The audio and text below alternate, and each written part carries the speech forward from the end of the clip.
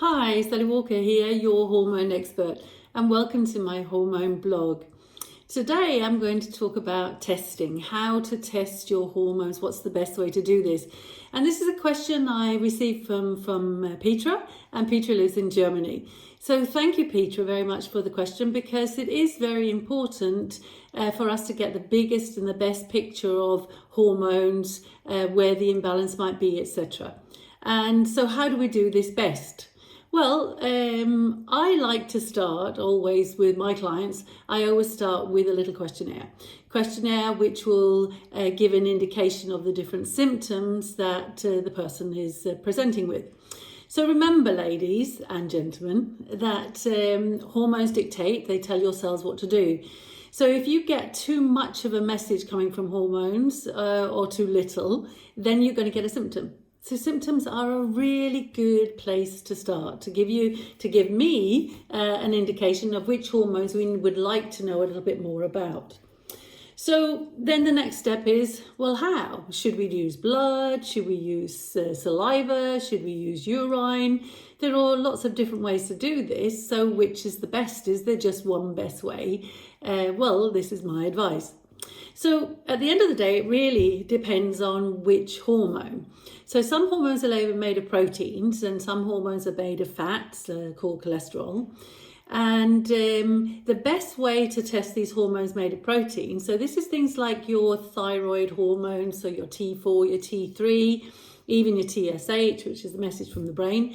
These are best tested at the moment in blood. So if we get an indication from the symptoms that you might have a high or a low metabolism or thyroid function, then it's off to the doctor and get these tested. You can do it privately, but the doctors usually would like to test these hormones. So things like insulin. Insulin's also made of proteins, so this would also be best tested in the blood. At the moment, we don't test these hormones in urine, but it doesn't mean to say that we won't be doing so in the future. At the moment, they're best tested in blood.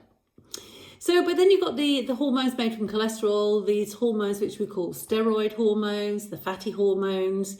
Well, these will be best tested through saliva or through urine.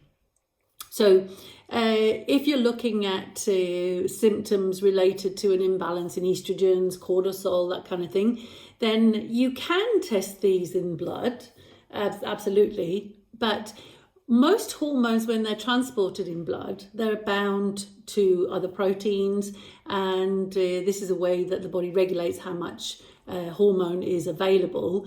But the bound hormones don't work. We need to measure the free hormones. So if you're going to measure these hormones in your blood, and also for actually the thyroid hormones, you need to make sure that the free levels are being measured and not the total serum amount of hormone, because that's not going to give you an indication of how much of the hormone you have, which actually works. So remember that if you're testing in the blood, you want to get the free hormones. Now, saliva and urine always test the free hormones. So the saliva is going to test things like the different types of estrogen, so estradiol, estriol, estrone, for example, where blood will only test estradiol. And the free values of estradiol obviously decline radically around menopausal times, and it can be quite difficult to get an accurate measurement of the free values of this hormone. And also the testosterone, the free levels of testosterone can also be quite difficult it's often an estimation. So it's better to test these hormones in a different way. So I love urine testing because urine testing shows us so much more than saliva testing. But you can use saliva to test the testosterones, the cortisols, the estrogens. You can do this, and you can also do 24-hour testing just as well as you can with the urine. So you'll be collecting saliva at 4 different times in a day. So you could do this with saliva. But you get much more information if you do the urine testing. So for those of you who know me, know that I really approve of the urine testing, and the company which makes excellent tests is a company called Dutch, an American company. And here, the first thing you need to choose or decide is, well, which hormones you want to measure. So you might just want to measure cortisol. You might want to measure your stress reaction, for example. So you want to measure cortisol. You might want to measure DHEA, so you will get to see how your adrenal function is. So you'll test through the 24-hour period. So you'll pee on 4 pieces of paper. It will dry so 4 specific times in a day. You might also want to know what your cortisol awakening response is, which is the amount of cortisol which is produced within the first half an hour of waking, which should be quite high, quite a lot. So you couldn't add that onto the adrenal one as well if you wanted to. That would make a very good picture of adrenal health. So what the urine does in general is it will test what we call metabolites. And metabolites are the breakdown molecules. So every molecule in the body will be made, it will be used, and then we break it down. And all of these breakdown molecules will go through the urine at one point. So getting to know how much metabolite there is actually telling you how much free hormone there has been. So this is a really good way of testing these things. So related to estrogen, this is an amazing thing to know. So because we will then get to see your liver function, because estrogens are fat soluble molecules and they have to be broken down in your liver. So we will then have the liver estrogens, if you like, in your urine. So we'll get to know how your liver is functioning. And thereby, do you have an increased risk for breast cancer, for example?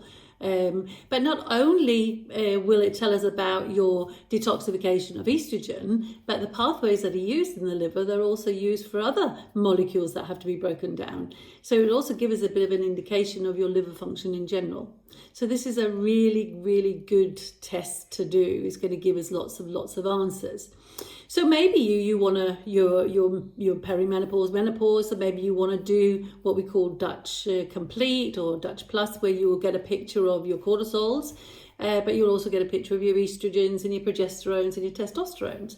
Or maybe you're a lady who's having problems with your cycle, or you can't get pregnant. So then you'd probably want to do what we call cycle mapping. So you'll be peeing every 3rd day or so we can get to see what your hormones are doing through your cycle, so your estrogens and your progesterones. So we get to see where there might be some imbalances, which will aid in correct treatments to regain balance and possibly help with those different symptoms of cycle problems with your cycle. So you need to know why you want to test, or what you want to test. So ideally talking with me about which test would be more appropriate, and then combining it with the questionnaire, obviously, so I can help you choose which test that needs to be done. So not only do we test hormones in urine, but we test the metabolites of pretty much everything which is going on in the body. So we will see the metabolites which are related to your gut health. We will say metabolism of molecules related to digestion, related to energy production, related to the amount of vitamins and minerals there are, related to amino acids and proteins and fats and carbohydrates for that matter. So how you're breaking these things down. So it's giving us a very, very, very big picture of how your body is working. Are you deficient in something? Are you making too much of something?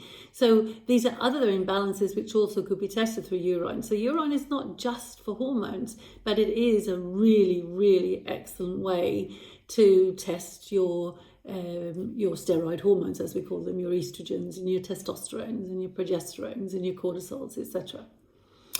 So, Petra, I hope this has been a good answer for you. And I'm pretty sure there's lots of others of you that are very interested in here. So if you'd like to know more about these tests, then send me an email, sw@sally-walker.com. They're on my website, which is still unfortunately only up in Danish. But there is information in there about the Dutch testing. But send me an email and I'll guide you. I hope that the English version will be coming up very shortly. So, That's about it for me today. So I've just one more thing to say. Happy hormones, happy life.